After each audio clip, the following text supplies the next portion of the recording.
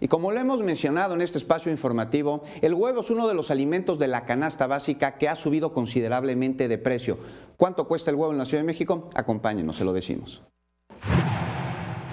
Con la llegada del 2018 también llegan nuevos precios en algunos productos de la canasta básica como el huevo, que ahora se oferta como producto de lujo ya que su precio se encuentra entre 32 y 35 pesos por kilo, situación que afecta a comerciantes quienes no tienen mucha ganancia por el producto.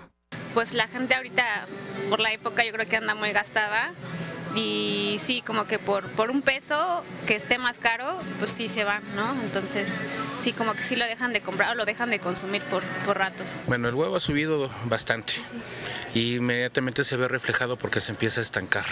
La gente obviamente antes de consumirlo te preguntan ¿cuánto cuesta el kilo de huevo?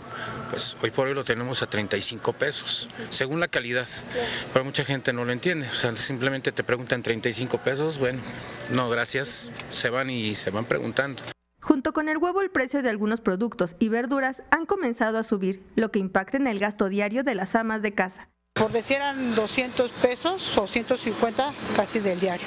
Y ahora sean de 200, 250, 300 pesos del diario. Ajá. Y es menos lo que se consume.